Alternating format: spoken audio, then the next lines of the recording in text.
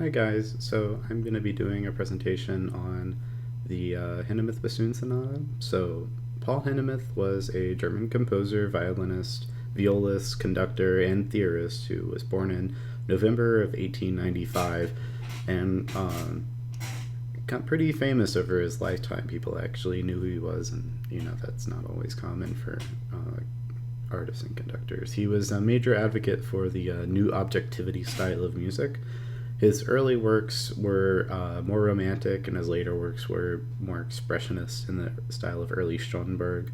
And he was also pseudo neoclassical due to the form of his pieces. He wrote his bassoon sonata in 1938, just before the start of World War II and during the rise of Hitler. And he had a difficult relationship with the Nazi regime during this time, as Hitler was coming to power and the Third Reich was coming about. But some of them actually really liked his music because of their racist tendencies, and he was a pretty he was very German. He had German heritage and all that stuff. But some of them really disliked his music because he had some sexually charged operas, and he played with the lack of tonality. And he ultimately immigrated to the United States just before the outbreak of the war, mostly because of his wife's partial Jewish heritage. The bassoon sonata was written in the style of Gerbashk music, or music for amateurs or non-professional musicians. And he also wrote pieces in this style, other pieces in this style, such as a scherzo for viola and cello, written in 1934. He wrote this piece in a few hours as a filler piece during a recording session. And then he wrote an opera called Wir bauen eine Stadt, which is We're Building a City. It was an opera for 8-year-olds, as he described it, and that was written in 1930. The bassoon sonata was one of his later pieces in this style of music. He had already written quite a few other pieces. A few other notable pieces that he wrote in his lifetime were The Metamorphosis of Themes by Carl Maria von Weber in 1943, and his Symphony in B-flat for concert band, which was premiered by the Perishing Zone in Washington, D.C. in 1951. He had his own devised system of tonality based on acoustics. It was very complicated. It did start in and center around a single pitch, but from there on out, he would use all 12 tones freely. He would be able to just move between tones. And it did have a key. He wrote within a key, but it wasn't necessarily written in the key, if that makes sense. A key feature of this pitch system is that all 12 tones were equally tempered, and he ranked them from most consonant to most dissonant, and then classified them in 6 different categories with several qualifications for each category. And that's kind of how he built his pieces. He also wrote a theoretical book called The Craft of Musical Composition, which lays out the system in detail. He was also an avid writer of pedagogical resources and theoretical books, including 6 books on music theory and composition, which The Craft of Musical Composition Volume 1 was really the one that, he explained this whole system of tonality. It was all based around acoustics and how the piece sounded rather than strict tonal rules for the piece. He had, so in this bassoon sonata, there are 2 movements. The first is a moderate tempo, and it's just the same tempo throughout the whole piece, and it's really great for beginning students. The first movement is really not very technically challenging, and it's really accessible. And the second movement is just slightly more challenging, has 3 distinct tempi, a slow intro, a march, and a pastoral section. Like I said, it's low to medium difficulty in general, but it has a really broad range of abilities that people can play it. There are beginning bassoonists who are able to tackle it in a technical sense, and then there are some more advanced bassoonists who can get a lot out of how the style is portrayed, and there's a lot of emotion in this piece, as is most of the pieces in this time and by Hindemith. And so there's a lot to unlock there, and you're able to really dive into it in a good way. He lived in the United States for many years and taught at the Yale University, and he was a composition professor there, and that's where he did a lot of his research and writing for his books on theory and composition. And he did become a U.S. citizen in 1946, which I think is interesting to remember. It's right there during World War II, and him being a German immigrant, he likely became a U.S. citizen to protect himself from being deported back to Europe. But after the war in 1953, he did return to Europe to live for the last little bit of his life, and lived in Zurich, teaching at the university there for a few years, and then retired in 1957 to pursue a conducting career. And from what we know, his conducting career was rather successful, but mainly just because of his name and his compositions. And he would be invited to conduct things based on the fact that he would write the pieces that he was conducting. And outside of that, a lot of critics were not impressed by his conducting. But he did have a few full-time conducting jobs, notably one in an opera house in Germany. But he was not well regarded as a conductor. And he did eventually pass away after a long history of his last few years in health complications from pancreatitis at age 68 in Frankfurt, Germany. So we can get into listening to this piece. I'll have the score pulled up and we can follow along, and then I'll add some comments after each movement.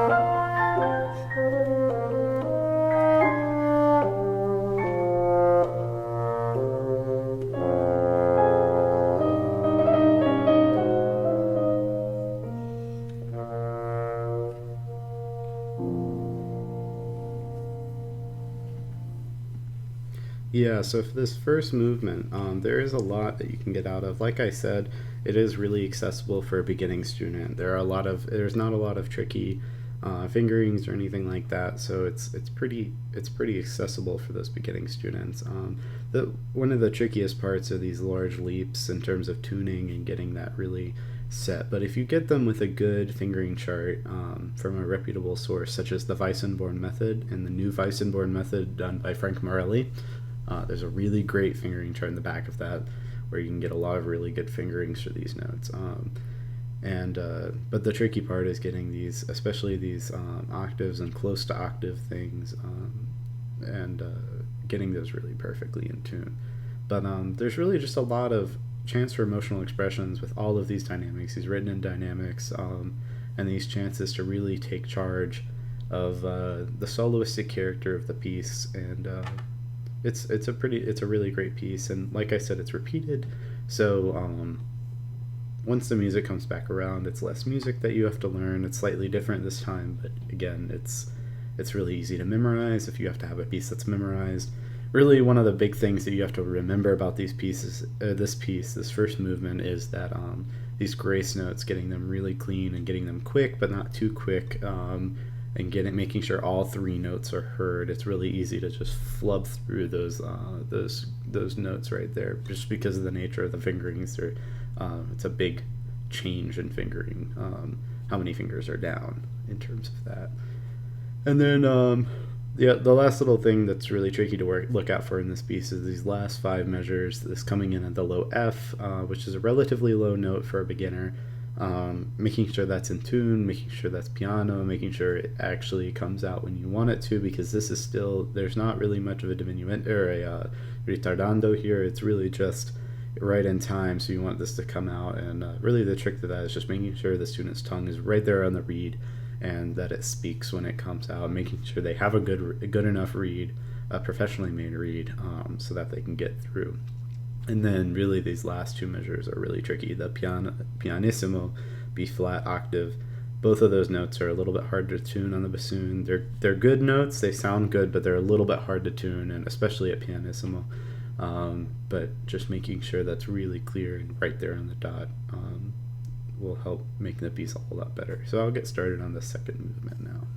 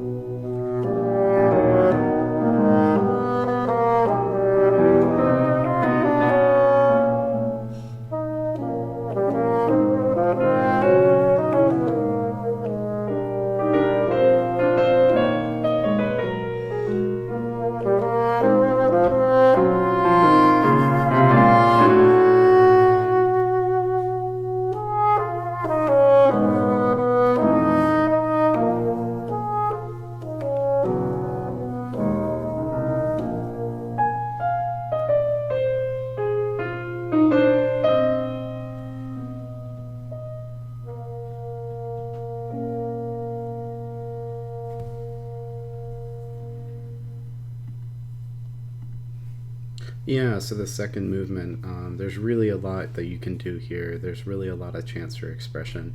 Some of the tricky things about this piece that you should look out for if you're teaching this piece is the fact that it is in tenor clef.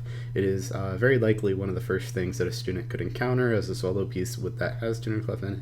And while it's not very technically challenging, there are some tricky notes to read in tenor clef in this, especially these lower notes. It's not really typical that we would see that, even if the student has a little bit of experience in tenor clef. The best thing that you can do to teach a student tenor clef in general is to do something like the Weissenborn method or any etude that is very scalular and moves in and out of tenor clef. So that way they can really see where good places to change into tenor clef are, and good just really as to form a comparative knowledge of the notes rather than just learning this is E, this is F, that sort of thing. Like the first movement, there's a lot of dynamic contrast that you're able to do. There's a lot of very literal dynamics that he has written in. Something to look out for is this transition to the march. It's not too hard to get into the march, but having that contrast of style is really important in this one specific area. And also these little written out trill figures sometimes are a little tricky with the fingerings, just because it's moving from a forked fingering to a non-forked fingering. So some beginners might have some troubles with coordination. But other than that, it's not too terribly complicated.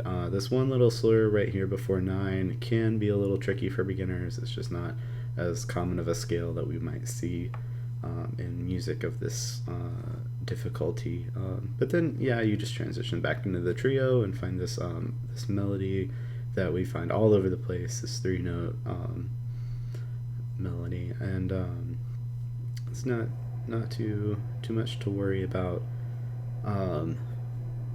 Until we get to around here, right after 12, where it gets to the straight eighth notes. It can get a little choppy, and it's really important to give it some direction and to make sure it's clean, and it's articulated correctly, but just to give it some direction that it leads into these 3-note figures right here at 13, and that those have a lot of character in them. And then it comes back to the 3-note melody again, as before, with a lot of expression right here. And then this transition into the pastoral section is really the tricky part. It's the longest rest that the bassoonist is not playing, so it gives them a chance to rest, but there is a lot of tempo changing that goes on, and if they're not really careful, that they can get lost pretty easily. Luckily, this edition, which is a pretty good edition that a lot of bassoonists play off of, does have these cues to help you come in, which do help a lot. But this last thing is all about expression, this whole pastoral section. It's really just getting that dynamic contrast. It's mostly soft except for this one little area of forte, and just really putting some emotion into it. And then once again it ends on a B flat, which, like I mentioned earlier, is not the worst note on bassoon by any means, but it definitely is a little tricky to tune. So especially at the piano and holding it out with the piano and the pianoforte instrument accompaniment in the background. So yeah, I have played this piece myself, and if you have any questions, I'm sure you can reach out to me, or I'm sure Professor Kiesker would be happy to answer any questions as well. Stay safe with the virus.